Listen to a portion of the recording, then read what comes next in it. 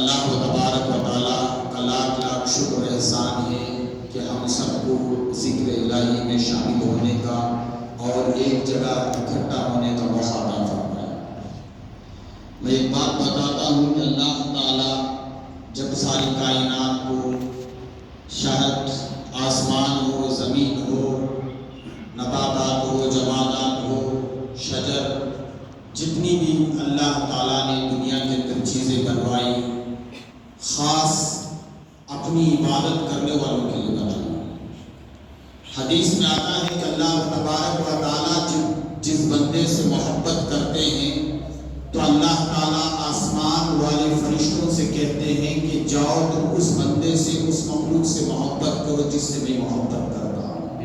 یہ آسمان میں اعلان ہوتا ہے کہ فرشتوں میں اعلان ہوتا ہے، آسمان کے فرشتے زمینی فرشتوں سے کہتے ہیں اللہ تعالیٰ اس بندے سے محبت کرتے ہیں، تم بھی اس سے محبت کرو۔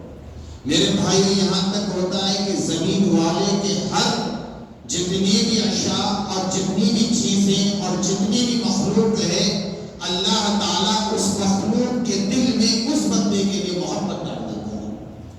میرے بھائیوں، ہم کہتے ہیں، ہم سوچتے ہیں کہ ہم جتنی عبادت کرتے ہیں وہی بہت بڑا عبادت گزار ہو۔ بخاری شریف کے اندر آتا ہے کہ اللہ تبارک و تعالیٰ نے جب تین مخلوق کو اپنی عبادت کے لیے پیدا کیا، جب انسان اور جنات کو اللہ نے خاص اپنی عبادت کے لیے پیدا کیا اور فرشتوں کو اللہ نے پیدا کیا، تو اللہ تعالیٰ نے اس تین مخلوق کو 73 حصوں میں بانٹا۔ کیا کہتے ہیں؟ تین مخلوق کو، ملائکہ، انسان، جنات۔ تو کہتے ہیں کہ اللہ تعالیٰ نے اس تین مخلوق کو جب 73 حصوں میں بانٹا، 72 حصے فرشتوں کی تعداد ہے، ایک حصہ انسان اور جنات کا باقی ہے۔ پھر آتا ہے کہ اللہ تعالیٰ اس ایک حصے انسان اور جنات میں اللہ نے 73 حصے بنوائے، 72 حصے جناتوں کی تعداد ہے، ایک حصہ انسانوں کی تعداد ہے۔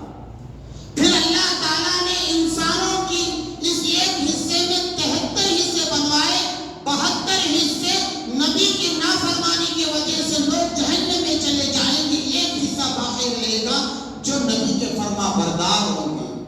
پھر اللہ تعالیٰ نے اس ایک حصے میں 73 حصے بنوائے، 72 حصے انسان اپنی بدعمالیوں کی وجہ سے جہنم میں چلے جائے گا، اور ایک حصہ باقی رہے گا جو اللہ کے حکم کی تعمیل کی، قرآن و حدیث پر چلا۔ ہر چیز پر جب انسان پیدا کیا گیا تو اللہ نے ان حصوں میں تبدیل کرتے ہوئے ایک حصہ بچا۔ پھر کہتے ہیں اس ایک حصے میں اللہ کے نبی صلی اللہ علیہ وسلم نے فرمایا کہ 73 فرقے ہو جائیں گے، 72 فرقے جہنم میں چلے جائیں گے، ایک فرقہ جنت میں جائے گا۔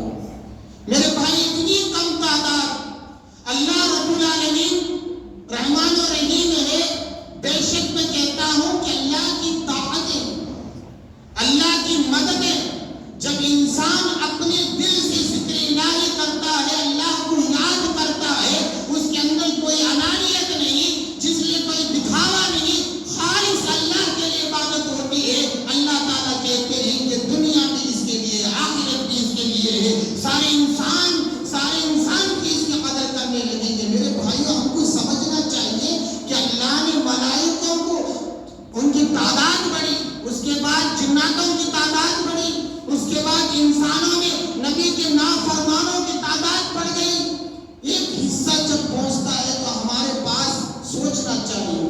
آج کا مسلمان، آج کے حالات حاضرہ پر دیکھو کہ آج مسلمان اس کے خلاف بولنے پر تلا ہوا ہے، اسے برا بولنے پر تلا ہوا ہے، اس کی کھین چانی کر رہا ہے، کوئی امام کے خلاف جا رہا ہے۔ پہلے ایک زمانہ تھا کہ ہمیں علماء کرام سے جڑتے تھے، کوئی بھی مسئلہ آتا تو ہمیں دور دور سفر کرتے، علماء کرام کی صحبت میں جا کر کوئی مسئلہ پوچھتے، حضرت کیا یہ صحیح ہے؟ آج کا مسلمان فیضی ہو گیا، دعا کا کوئی مسئلہ آیا فوراً موبائل میں یوٹیوب میں کھولتا ہے، قربانی کا کیا مسئلہ پڑھ لیتا، اور ایک مسئلہ آیا وہ کہتا ہے کہ فلاں کا مسئلہ ہے، پڑھ لیا۔ اتنی توفیق نہیں آج کے ہمارے مسلمان کو جائے، ہم علماء کرام کی صحبت میں بیٹھے، ان سے مسئلہ پوچھے اور اس کی صحیح تشریح دے کر اپنی زندگی کے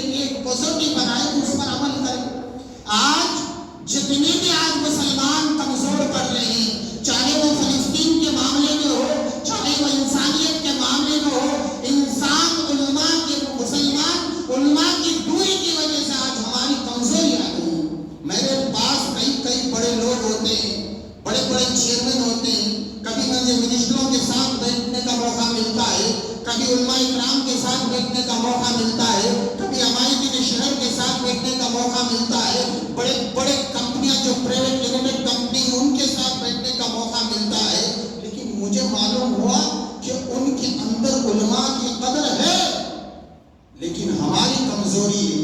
میں نے کئی مرتبہ میڈیا کے اندر، چینلوں کے اندر کہا کہ علماء کرام ہمارے دین شہر سے بھی جڑے رہنا چاہیے اور ہمارے دین شہر علماء سے بھی جڑے ہونا چاہیے۔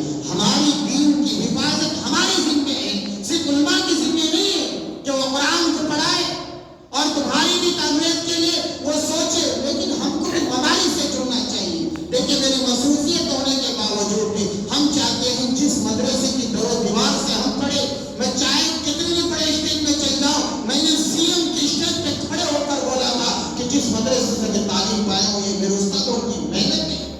میرے بھائیوں، کہنے کا مقصد ہے ذکر الہی انسان کو کہاں سے کہاں لے چلے جاتی ہے ہم کو پتا نہیں، لیکن ہم کو غور و فکر کی ذکر کرنا چاہیے۔ ہمیں اللہ کے یاد ایسا کرنا چاہیے کہ بے شک اللہ کی صفات، اللہ تعالیٰ جب سورہ فاتحہ کے اندر 3 آیتوں میں اپنے صفات کو بیان کیا ہوا اور 4 آیتوں میں دعا سکھلا ہے۔ میرے بھائی، اللہ رب العالمین نے ہمیں علماء کرام سے جڑنا چاہیے، ہمیں علماء کی صحبت میں بیٹھنا چاہیے۔ ہمیں تو یوٹیوبوں کے عالموں کو پکڑ کر ہمارے مسائل کا حل کرنا ہے، یہ ہمارے لیے بہت بڑی نحوست ہے۔ ہم چاہتے ہیں کہ علماء کی صحبت میں جائے، مساجد میں بیٹھے، عصر کے وقت بیٹھے، فجر کے وقت بیٹھے، علماء سے جڑے اور علماء سے معلوم کرے کہ کون سے ذکر میں کتنی تاثیر ہے، کون سے ذکر میں کتنا فائدہ ہے۔ میں یہ کہتا ہوں اللہ نے مجھے علم سے بھی نوازا، دولت سے بھی نوازا، شہرت سے بھی نوازا، لیکن میں یہ کہتا ہوں لیکن کبھی نہ کبھی انسان کے دل میں کچھ خالی پن رہتا ہے، وہ رب العالمین ہے۔ اگر اس کے ساتھ ذکر الہی سے ہماری زبانوں کو ٹر کر لیں گے، بے شک اللہ تعالیٰ اپنے راستے ہموار کر دیتا ہے۔ موت کی ذمہ داری، حیات کی ذمہ داری اللہ کی ذمہ ہے، عزت کی ذمہ داری اللہ کے ذمہ ہے، رزق کی ذمہ داری اللہ کے ذمہ ہے۔ تو انسان کیوں فکر کرتا ہے؟ موت دینے والا وہ، موت کو کس سے یاری ہے؟ آج ہم تو کل تمہاری باری ہے، موت کی اللہ کے ذمہ ہے۔ ہم اثر پڑھے، مغرب پڑھیں گے نہیں پڑھیں گے پتہ نہیں، یہ اللہ کے ذمہ ہے۔ عزت کی فکر ہم کرتے ہیں دن رات کہ عزت کیا ہوگی، لوگ کیا کہیں گے، کدھر کریں گے۔ تم اللہ کے ہو جاؤ، تمہاری عزت بھی بڑھ جائے گی۔ میں کہتا ہوں رزق کی ذمہ داری اللہ کی ہے۔ جس وقت مدرسے میں پڑھا تھا، حضرت کو معلوم ہے اس مدرسے کے لیے ملباگل شہر سے زیادہ میں نے بنگلور کے اندر گلی گلی گھوم کر اس مدرسے کے لیے میں نے چندہ کیا، حضرت کو معلوم ہے۔ لیکن آج جس ترقی پر بھی جاتا ہوں، چاہے سی ایم کے پاس بیٹھتا ہوں، چاہے منسٹروں کے پاس بیٹھتا ہوں، میں گرو سے کہتا ہوں، میں اپنے آپ کو کہتا ہوں کہ مدرسوں کی دور و دیوار ہے جو مجھے آگے تک پہنچانے کی، یقین رکھنا چاہیے۔ اور خاص طور سے علماء کرام کو کہتا ہوں اپنی مصروفیت کے ساتھ تجارت میں بھی جڑیے۔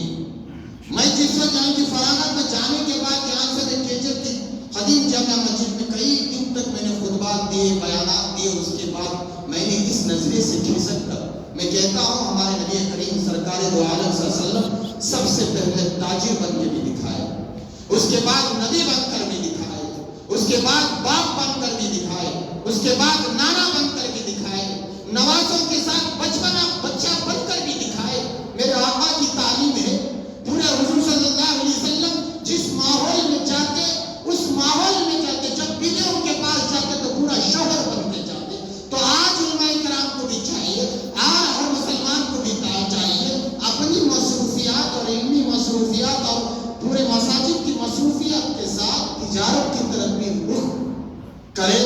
جب علماء کرام بازاروں کے اندر آ جائیں گے تو بازاروں کے اندر سچائی آ جائے گی، جب سچائی آ جائے گی تو ناپ توڑ میں بھی صحیح انصاف سے رہے گا، اللہ کی رحمت برسے گی۔ میں یہ کہتا ہوں کئی علماء کرام کو ہر میڈیا کے اندر میں نے یہی کہا کہ ہوتے ہوئے اس حالات حاضرہ پر علماء کرام کو بھی تجارت کی طرف جڑنا چاہیے، علماء کرام کو اپنے مصروفیت کے ساتھ کسی نہ کسی طریقے سے جڑنا چاہیے۔ دینے والی ذات اللہ کی ہے، بے شک اللہ تعالیٰ رب العالمین ہے۔ جتنے اللہ تعالیٰ کی رحمت ہے، آج میں کہتا ہوں میں کسی کو بھی کچھ دیتا ہوں، یہ کہتا ہوں اے اللہ یہ لینے والا ہے، کل اسے دینے